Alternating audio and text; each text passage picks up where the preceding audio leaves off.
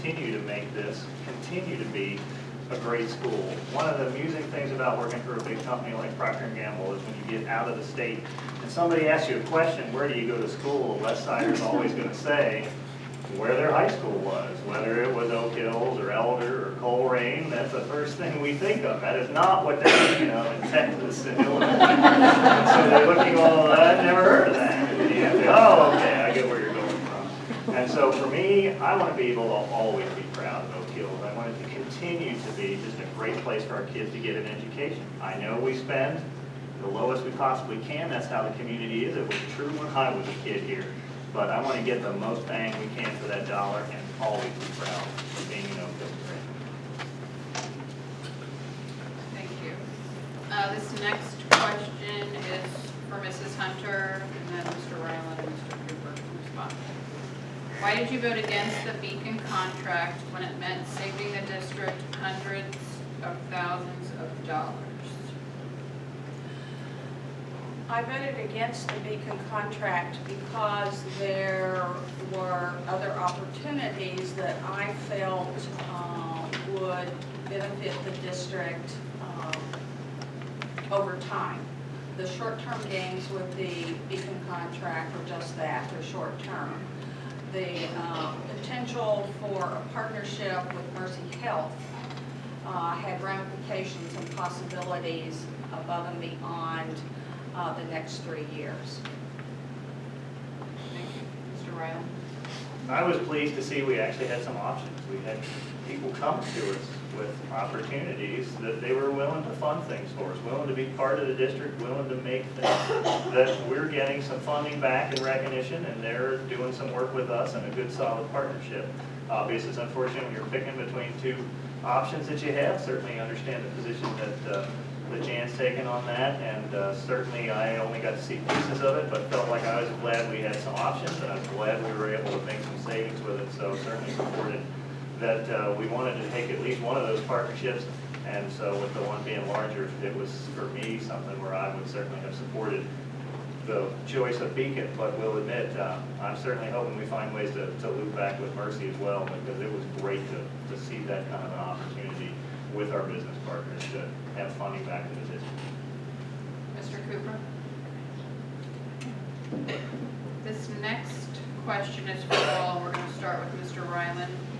If a parent was trying to decide between sending their student to a private school in the district versus Oak Hills schools, why should they choose Oak Hills? Well, certainly I can't imagine why they wouldn't choose Oak Hills. Obviously, I think we've got a really great education here. We have something that rivals the vast majority of the privates in our area. And so while there may be some times that makes sense for somebody to consider it, certainly I want them to be able to be here. And I feel we have so many great choices. We've just got so many AP classes, so many great athletic opportunities, so many great art opportunities, both in the fine arts and sculpture and drawing and painting, and then all the way to all of our great music programs. And then we've got so many wonderful after-school activities. And while I appreciate that they're trying to make the opportunity for anybody in the district, whether they come here or not, to have access to all those extracurriculars so that they're able to take that benefit, there's still so much more than just the extracurriculars. All the great education, all the great teachers here. Thank you. Mr. Cooper?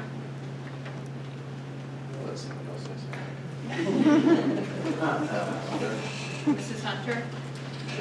Well, I'm a strong believer in public education, and I think it is the foundation of our democracy in that we offer equal opportunity for educating all of our children. And I would absolutely agree with Linus. Being the size school district that we are, we just offer vast opportunities, as I mentioned early on. While other school districts are cutting their services for athletics, the arts, we're expanding those, and we're offering our students all kinds of opportunities in those areas as well as academically. Thank you. The next question is for Mr. Cooper, and then Mr. Ryland will follow. You mentioned teachers leaving our district and alluded to the dissatisfaction of our teachers. What do you believe is the cause of the teachers leaving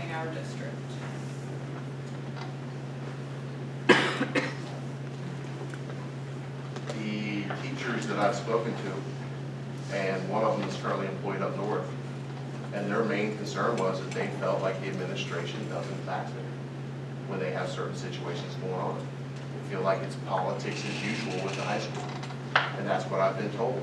As far as that, I'm not in the schools yet. I just thought, like I said, I've spoken to several teachers, and we've got, and I'll give you a prime example, they've got the new coaching thing that the administration's doing, where administrators are leaving at 4 o'clock. And as they're leaving, they're waving goodbye to their teachers who are still standing there. To me, that shows absolute lack of disrespect. It's disrespectful, and it's a lack of leadership. If you're a principal in a building, you should be one of the last ones to leave.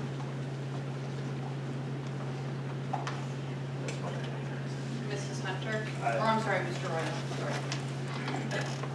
For me, I guess I've seen two things that have caused some teacher turnover. Obviously, the hardest one to deal with is a lot of recent retirement by some very talented individuals, and there's nothing that I know I'm going to be able to do to change the way the state retirement is really working hard to push teachers out here. Having an opportunity to lose retirement benefits or having your retirement benefits paying part of your way to be a teacher, that's not something I certainly can see. And obviously, I realize that's happened and that's going to continue to be a challenge. And unfortunately, they come to teach someplace else, which happens.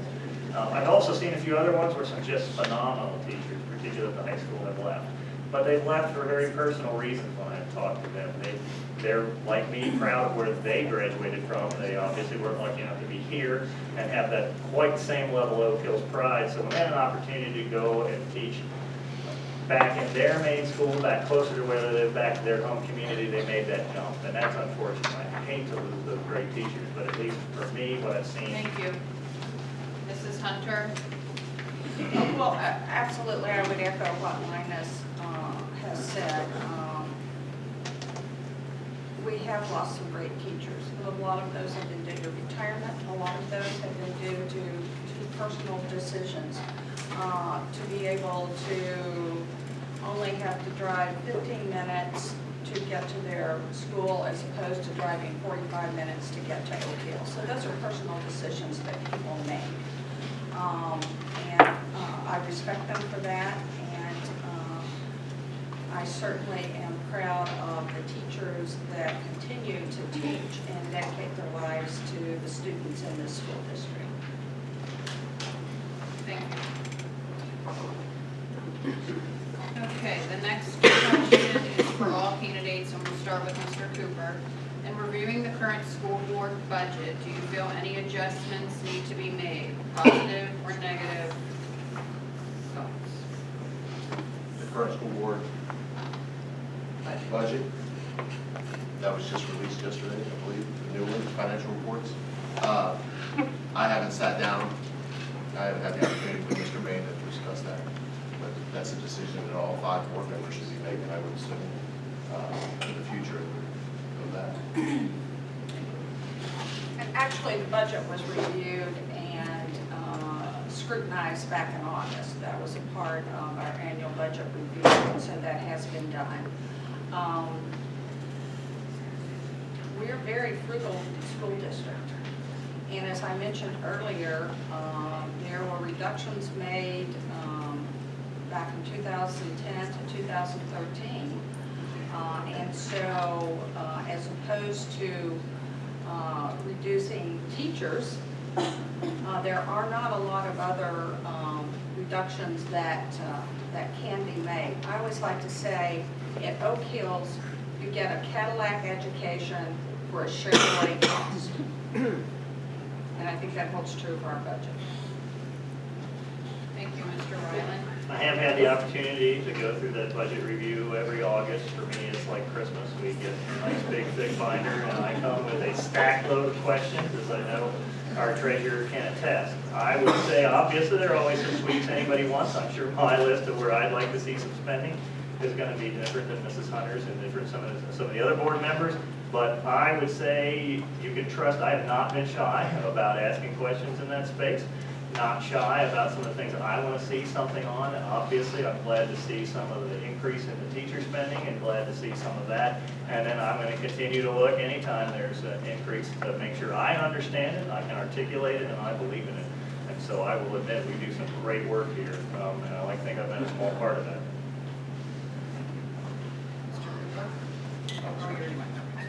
Okay, the next question, I'm sad to say, but it's the last question I have. We have no. Nobody get up. And I might change a word in it, but do you support extras, otherwise known as specials, in elementary schools? Example, art, music, gym, library, school nurse. We're going to start with Mrs. Hunter. Absolutely. And as I mentioned previously, there are school districts that are cutting those types of services.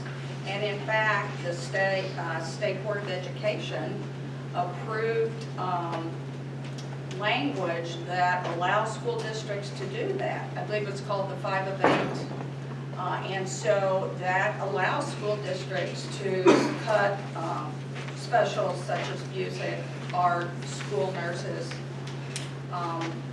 And I am absolutely opposed to that. I think all of those services are essential, and we are just beginning to bring back some of those services as far as art and music. So absolutely not. I do not believe in those types of services being reduced.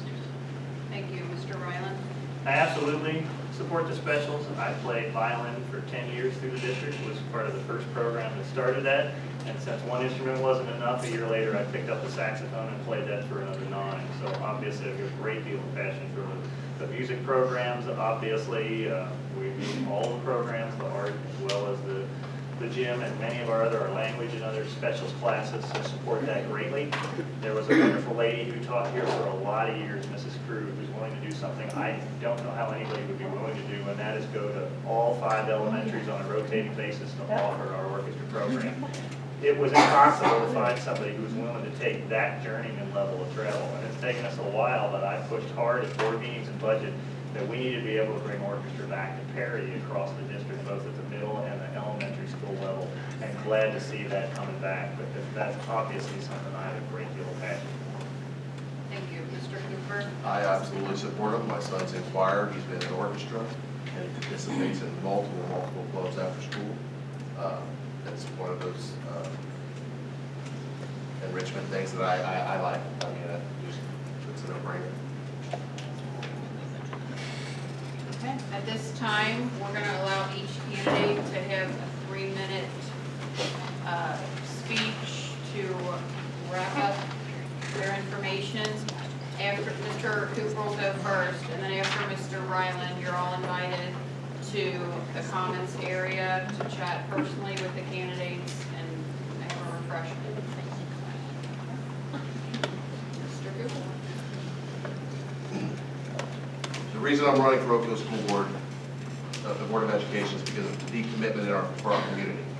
I believe that the school district is the cornerstone of our community. I want to share my experience and background in a way that helps Oak Hills to sustain being an excellent public school system. I've lived in Oak Hills since 2005. My kids have grown up here. They went to school here. I'm going to raise the rest of my family here, including my grandkids when they come back. I have worked here, so you might say that Oak Hills is part of my everyday world. There are a few things that I do believe that need our attention. To sustain the education of excellence in the Oak Hill School, I want all the Oak Hills graduates to become successful from top to bottom, whether they enter the workforce directly after high school or in college. I want them to have the tools necessary to be prepared for the future. I want the school district to continue to be fiscally responsible and transparent in its operations. With the new instruction or the new educational mandates and funding being cut, we need to make wise decisions for using the funding in the most effective manner. I want to build positive school-community relationships. We need to reach out to all the parents, staff, and taxpayers and involve them in the dialogue with our decision-making. I want to do everything I can to educate the parents and the public to build their trust and support within the community. Safe schools and student safety must remain a priority. There have been many new improvements to keeping our schools safe, but these need to be followed with continued evaluation and upgrades as appropriate. With my extensive law enforcement background and vast law enforcement connections, I will work to put our students in the safest learning environment possible. Supporting teachers, once again, with the new mandates that have to be implemented, come more regulations and more paperwork for our teachers and our principals. I want us as a board, to be sensitive and have procedures in place to be supportive of them and as they do their work in moving all the students to academic success. I want teachers to feel secure in their place of employment, and I know that we support them with parent-student decisions. My goal in the coming years is to make sure that every voice, including teachers, are heard, as I've said, and that every student is accounted for regard to their education, and that our district is once again the most desirable location to move your family and receive the best public education possible. I've been called an outsider since I don't go to Oak Hills. I've been called a fighter, a pot stirrer, and a ball